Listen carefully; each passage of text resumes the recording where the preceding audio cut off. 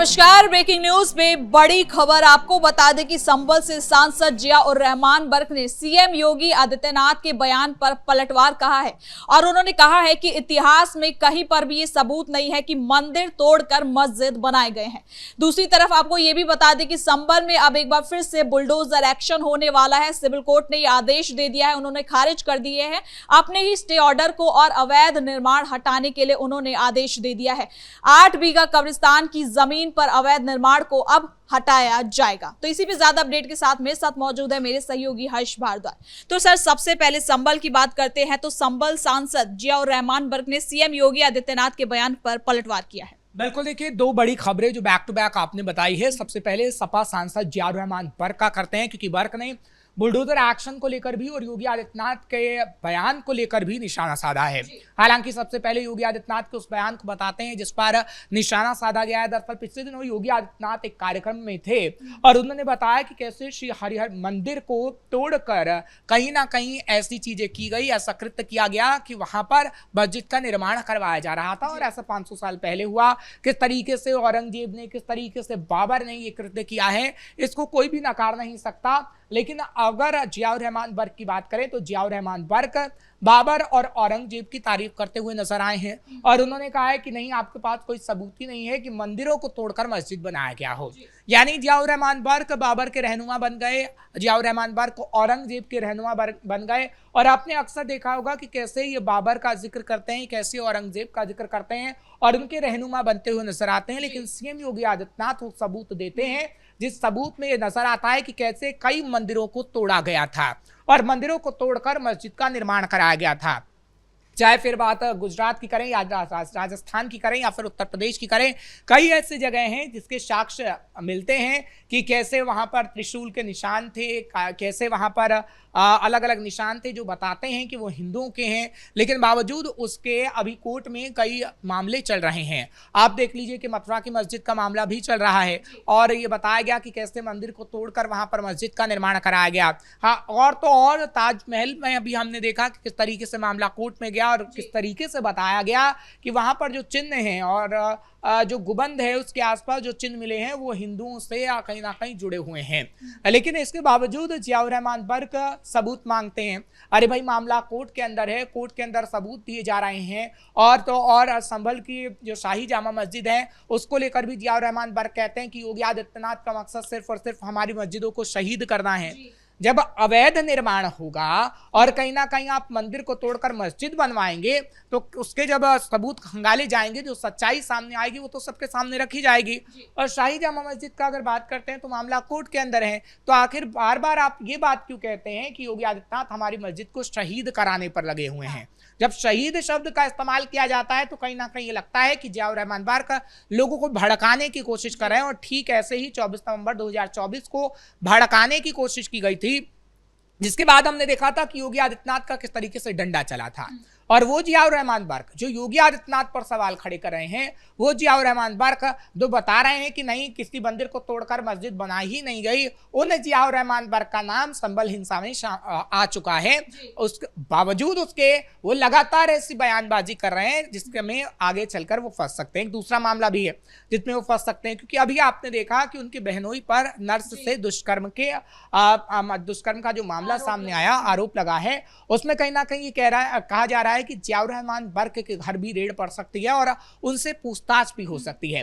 अब पूछताछ में क्या बड़े खुलासे होंगे ये तो खैर वक्त ही बता पाएगा। लेकिन उनके बहनोई ने ऐसा साम्राज्य भी खड़ा किया जिस पर बुलडोजर चलना भी तय माना जा रहा है और ये कहा जा रहा है कि जो करोड़ों उन्होंने कमाए हैं वो अवैध तरीके से कमाए हैं। हालांकि ये जांच का विषय है, लेकिन जिया-उर-रहमान बर्क कह रहे हैं कि नहीं, मैं समाजवादी पार्टी से जुड़ा हुआ हूं, इसलिए कहीं ना कहीं हमारे रिश्तेदारों पर ऐसी कार्रवाई देखने को मिल रही है। लेकिन सर, अगर जांच आगे बढ़ेगी तो पूछताछ तो जिया-उर-रहमान बर्क से भी हो सकती है। बिल्कुल, जिया-उर-रहमान बर्क से पूछताछ भी होगी, रेड भी पड़ेगी, क्योंकि अभी बहनोई से पूछताछ हो रही है। क्योंकि जो महिला है उन्होंने दुष्कर्म के आरोप लगाए हैं वो कहती है, क्योंकि देखिए उनका बाकायदा एक अस्पताल है और अस्पताल में क्या अभी एक ही नर्स ने आरोप लगाया है या कई नर्सों के साथ ऐसा हो रहा था, इसका भी खुलासा होना बाकी है क्योंकि पुलिस अभी उनकी बहनोई से पूछताछ कर रही है और ये पूछताछ क्या जियाउर रहमान बर्क तक भी पहुंचती है ये तो खैर देखने वाली बात होगी।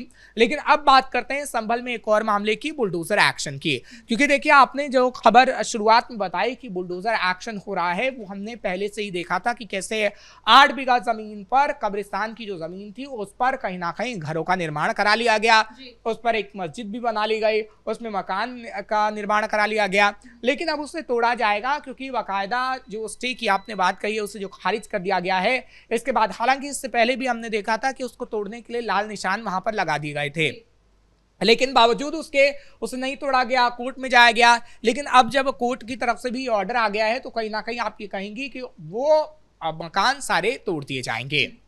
जब सरकार लगातार अल्टीमेटम दे रही है कि बुलडोजर एक्शन होगा, अगर आपकी चीजें अवैध है तो उसे हटा लिए जाए, लेकिन उसके बाद भी नहीं हटा रहे, लेकिन ऐसे में फिर सांसद जी बीच में आते हैं और कहते हैं कि ये कहीं ना कहीं गलत कार्रवाई हो रही है और केवल एक खास समुदाय को टारगेट किया जा रहा है। बिल्कुल, देखिए यही बात जियाउर रहमान बर्क ने कही है, यही बात इकबाल महमूद जो संभल से विधायक हैं उन्होंने कही है और वो कह रहे हैं कि जानबूझकर इसे टारगेट किया जा रहा है। और तो और संभल के जो सांसद है जियाउर रहमान बर्क, उनके पिता ममलुकुर रहमान तो धमकी तक दे रहे हैं कि अगर बुलडोजर यहाँ पर आएगा तो हम बुलडोजर के आगे खड़े हो जाएंगे। अरे भाई ये तमाम जो आप मकान हैं ये अवैध तरीके से बनाए गए हैं, कब्रिस्तान की ज़मीन पर हैं। आप ये कहते हैं कि नहीं जो मकान बनाए गए हैं उनके कागजात हैं, जब कोर्ट ही यही बात कह रहा है कि कब्रिस्तान की ज़मीन है तो आप उसे क्यों नहीं मान ले रहे हैं। आपने तो जबरन जब समाजवादी पार्टी की सरकार थी तो अपने घरों का निर्माण भी किया, आपने मस्जिदों का निर्माण भी किया, क्योंकि आप देखिए ना कि जियाउर रहमान बर्क के घर पर भी हथौड़ा चला था पिछले दिन और बताया था कि किस तरीके से उनका जो आगे का निर्माण है और उसका नक्शा पास नहीं कराया गया और उसे बनाया गया। तो आप जब इतने बड़े नेता होकर अवैध निर्माण करा सकते हैं तो वो कट्टरपंथी हैं जो खास तौर पर समाजवादी पार्टी की सरकार में उनको ये जगह दे दी गई, जमीनें दे दी गई कि जाइए आप इन जमीनों पर कुछ भी करिए, मदरसा बनाइए या मस्जिद बनाइए। क्योंकि देखिए तमाम सरकारी ज़मीन की अगर बात करें तो वहाँ पर सरकार आम लोगों के लिए विकास के लिए काम करती है। खैर ये तो कब्रिस्तान की ज़मीन है, क्योंकि कब्रिस्तान की ज़मीन होगी तो कब्रिस्तान वहाँ पर बनेगा और वो मुसलमान समुदाय के लिए होगा कब्रिस्तान। लेकिन ये बात विपक्षी पार्टी इसलिए नहीं समझ पा रही है क्योंकि विपक्षी पार्टी लोगों को भड़काकर वोट बैंक हासिल करना चाहती है, लेकिन बावजूद उसके अब ये एजेंडा आपका, ये प्रोपोगेंडा आपका नहीं चलेगा। क्योंकि अगर बात करें अलग अलग जिलों की तो वहाँ पर अब मुसलमान खुद ही समझ चुका है कि किस तरीके से अवैध निर्माण है तो उस पर हथौड़ा चलाना है। आपने पिछले दिनों बरेली से जो तस्वीर देखी, क्योंकि बरेली में जब बुलडोजर चलना था तो लोगों ने खुद हथौड़ा चलाया। संभल के अंदर भी कई जगहों से ऐसी ही तस्वीर सामने आई है।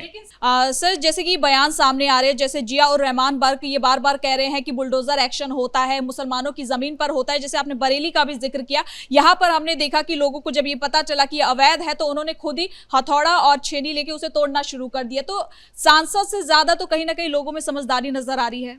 बिल्कुल, देखिए सांसद में समझदारी तो है, लेकिन इस समझदारी को वो लोगों के लिए नहीं दिखाना चाहते।